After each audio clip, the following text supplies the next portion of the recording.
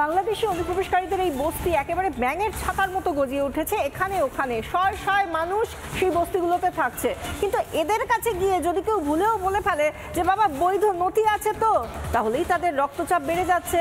কিন্তু তারা তো বলছে যে তারা নাকি কাগজ দেখাবে না, এতদিন বলে দাবি করে এসেছে, কিন্তু এবার যে এসআইআর হচ্ছে তাই এবার তো কাগজ দেখাতেই হবে। এটা বুঝেই, আর যে কোনো উপায় নেই সেটা বুঝেই তারা সমস্ত কিছু বেচে দিয়ে এবার একেবারে পগার পার হয়ে যাচ্ছে।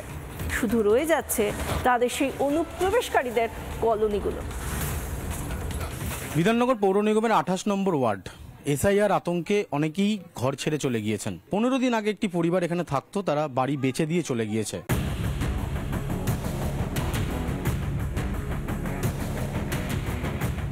উদয়নপল্লীর একটি পরিবার নয়, পর পর ঘরে তালা, অনেকেই নাকি পিটটান দিয়েছেন। বিক্রি টিকিট করে চলে গেছে। কবে গেছে এরা 15 দিন ম্যাক্সিমাম হবে। ওরা প্রুফ দেখাতে পারবে না বলে ভয়তে চলে গেছে। বাংলাদেশ থেকে এসেছিল? হ্যাঁ, 20 দিন হবে। এটা কোথা থেকে এসেছিল? ও বাংলাদেশি বাড়ি। বাংলাদেশের বাড়ি? এখানে হ্যাঁ, ওই যেসব কাগজপত্র যেসব ভয়ে চলে গেছে। সল্টলেকের উদয়নপল্লীর সঙ্গে বেজায় মিল নিউ টাউনের মাসুদ বস্তি, আজাদ বস্তি, মোল্লাপাড়ার। কারণ সেখানেও এসআইআর আবহে একের পর এক ঘরে তালা ঝুলছে। কেন হঠাৎ ঘটি বাটি বেচে চম্পট দিলেন উদয়পল্লী মাসুদ বস্তির বাসিন্দারা? কারণ কাগজ এবার দেখাতেই হবে। এসআইআর হচ্ছে, আর যারা উড়ে এসে জুড়ে বসেছেন তাদের তো কাগজই নেই।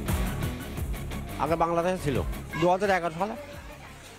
2011 সালে ভোটার কার্ড হলো? হ্যাঁ, প্রথমবার। হ্যাঁ, তারপর থেকে ভোট দিচ্ছে? হ্যাঁ, ভোট দিচ্ছে। ওই ফর্ম জমা দিতে হয়েছিল, ওই আসার স্কুলে যেখানে ভোট দেয় ওখানে ফর্ম জমা দিতে হয়েছে।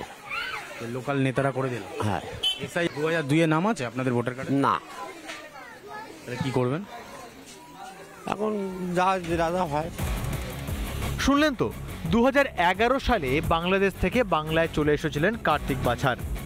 তার জন্য সিএ আছে, কিন্তু সবার জন্য তো এই আইন কার্যকর হবে না। কোথা থেকে, কোন জেলায় থাকতেন বাংলাদেশে?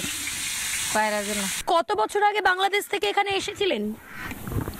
7-8 বছর ছিল। বাংলাদেশের কোন জেলায় আপনি বসবাস করতেন? সাতক্ষীরা জেলা।